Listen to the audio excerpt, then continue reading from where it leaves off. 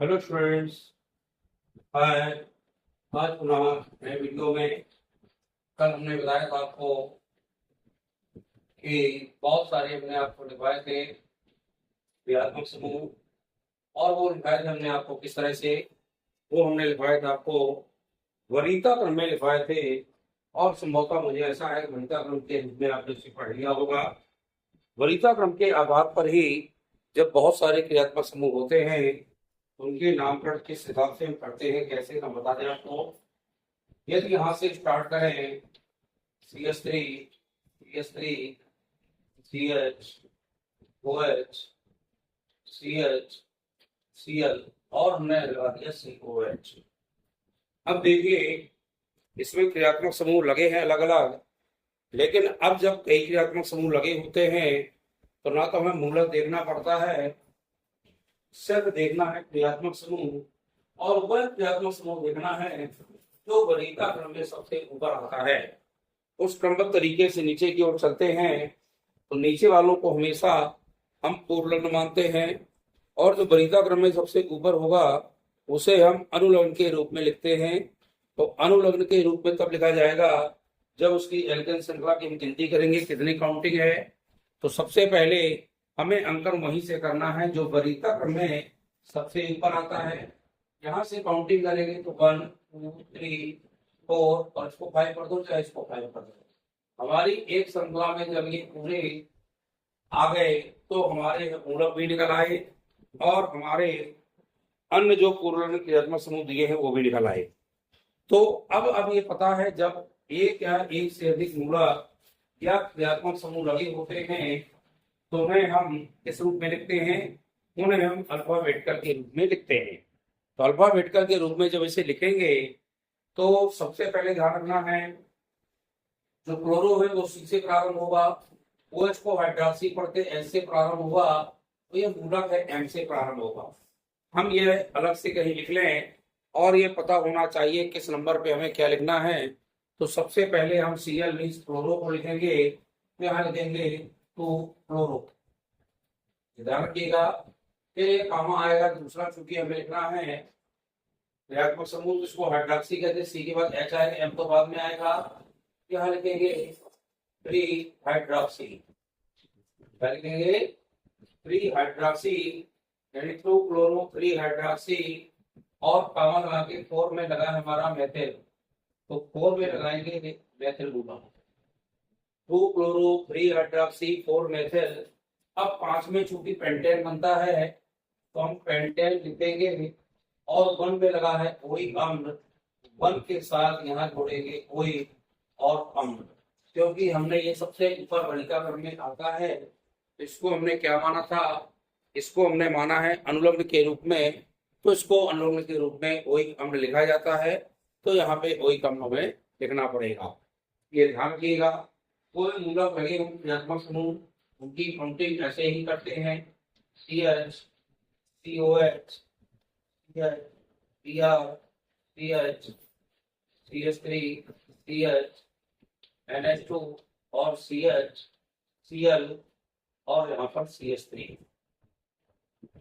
अब फिर ये श्रृंखला हो गई, हमें कुछ नहीं सोचना, हमें सोचने के लिए कुछ नहीं करना, हमें तो काउंटिंग शुरू करना है वहीं से जहां से सबसे पूर्वलग्न के रूप में क्रियात्मक समूह जिसको अनुलग्न मानना है, स्टार्टिंग वहीं से करना पड़ेगा। यहाँ पर है 1 2 3 4 5 6 और ये 7। ये हमारी श्रृंखला एक तैयार हो गई और इसको डब्बे में भर दिया। जब श्रृंखला बंद हो गई अब हमें मूलक भी सामने निकल आए। चूंकि इसमें मेथिल मूलक लगा है, 2 मेथिल लगे हैं, तो मेथिल तो M से प्रारंभ होते हैं। Cl लगा है 6 नंबर पर, तो Cl भी क्लोरो, ये C से शुरू होगा। अब आपने देखा 5 नंबर पे NH2 लगा है, इसको हम एमिनो पढ़ते हैं इसलिए पहले आएगा। और B भी लगा है ब्रोमो, तो ये B वाला भी आएगा। अब इसमें जो मेथिल 2 लगे हैं मूलक ही हम वरीयता क्रम में लेते हैं अल्फाबेटिकल में, तो इसको M से प्रारंभ होगा, C से, ये A से और ये B से। तो पहले तो हम लिखेंगे A वाला, 5 में लगा है एमिनो, तो यहाँ 5 एमिनो लिखेंगे। 2 में लगा है ब्रोमो, क्योंकि A के बाद B ही आएगा, तो 2 ब्रोमो आएगा, 2 ब्रोमो का C आएगा, तो 6 में लगा है आपका यहाँ पे क्लोरो, तो 6 में क्लोरो कर दो। क्रमबद्ध चलो, कोई यहाँ समस्या नहीं। 2 में लगा है 4 में मेथिल, तो 2 4 दोनों लिखेंगे, क्योंकि 2 मेथिल हैं इसलिए यहाँ डाई मेथिल लिखेंगे।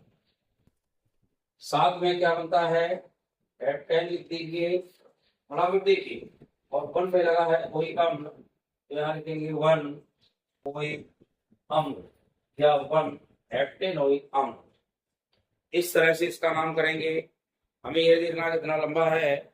आप तो सब क्रियात्मक समूह देखिए, सभी क्रियात्मक समूहों के बाद आपको तुरंत अल्फा वेक्टर करना है और अल्फा वेक्टर के बाद इसको लिखना प्रारंभ करना है। ये नहीं सोचना कि हम इसको क्या करें, कोई सोचने वाली बात नहीं है, इसलिए आपको थोड़ा सा ध्यान रखिएगा। मान लो 2 COH आते हैं, 2 में देखो हमने लिख दिया COH और यहाँ पर भी COH, 1 2 काउंटिंग करेंगे।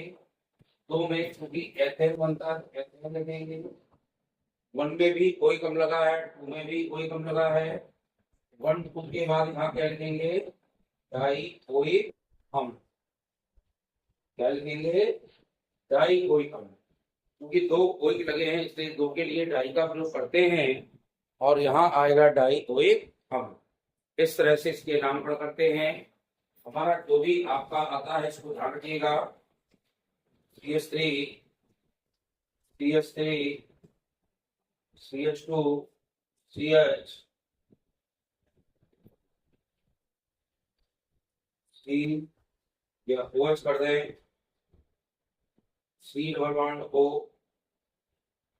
CH2 और CH COOH।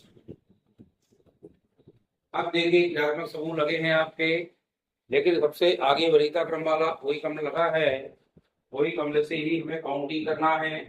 स्टार्ट करें 1 2 3 4 5 6 7 यहाँ करो चाहे यहाँ करो, जब एक ही क्रम में हो तो हमें सीधी लाइन लेना, फिर हमें अब देखिए मेथिल मूलक लगा है कौन नंबर पे, 6 में।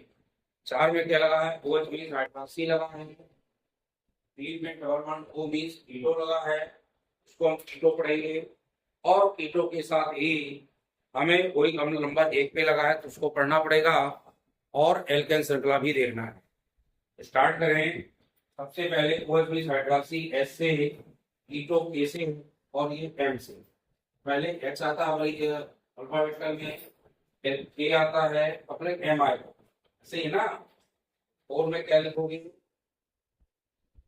हाइड्रोक्सी, क्या लिखेंगे, और हाइड्रोक्सी। 3 में कीटो लगा है तो 3 कीटो लिख दीजिए। फिर आएगा 6 में मेथिल लगा है तो मेथिल लिख दीजिए। अब यहाँ पे कोई मूलक नहीं है तो यहाँ पे H में हेप्टेन लिख दीजिए।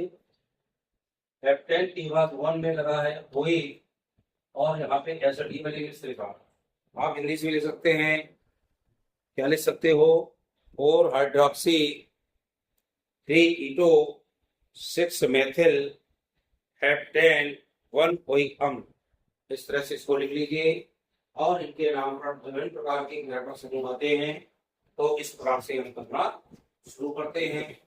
अब मान लो ये आ गया और यहाँ लगा दिया OH, यहाँ से काउंटिंग होगी 1 2 3 4 5 आएगा ना।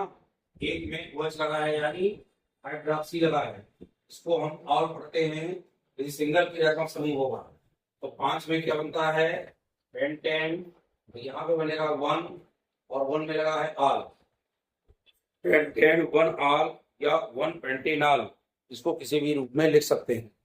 इस प्रकार से हमें नामकरण बनाना है। नामकरण आपने बहुत पढ़े हैं, इस तरह से आप देखते आइए और इनको बनाने का प्रयास भी करिए, और जब इनको बनाएंगे तभी आपसे ये बनने वाले हैं, सीखेंगे। बहुत सारे आपकी बुक में NCERT में दिए गए हैं, उनको लिखें और लिख करके उनको बनाने का प्रयास करें।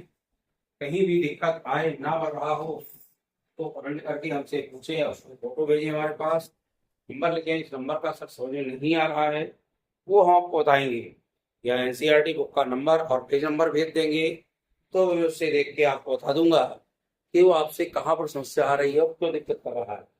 इस तरह हम बताते जा रहे हैं। आप इनको बार बार लिखिए, बार बार बनाने का प्रयास करिए। जितना बनाएंगे उतने ही आपसे बनेंगे। इन बनाने के ऊपर ही डिपेंड करता है। बिना बनाए आपको ये समझ नहीं आ सकते, क्योंकि अभ्यास करने से ही आगे बढ़ते हैं। यदि अभ्यास करेंगे तभी हमारे पास समस्याएं आएंगी। जब अभ्यास ही नहीं करेंगे, बनाएंगे नहीं, तो समस्याएं आने का सवाल ही नहीं है। जो दौड़ता वही गिरता है। यदि आप दौड़ेंगे ही नहीं तो गिरने का सवाल ही नहीं पैदा होता। एक जगह बैठ के रह जाओ तो कहाँ से गिरोगे। और जब इनको बनाओगे कई बार तो आपको समस्याएं आएंगी तभी आप हमसे पूछेंगे और तभी पूछ पाएंगे और उसको बना पाएंगे। नहीं तो आप ना तो पूछेंगे ना ही बनाने का प्रयास करेंगे। इस तरह से आप इनको देखें, बनाने का प्रयास करें।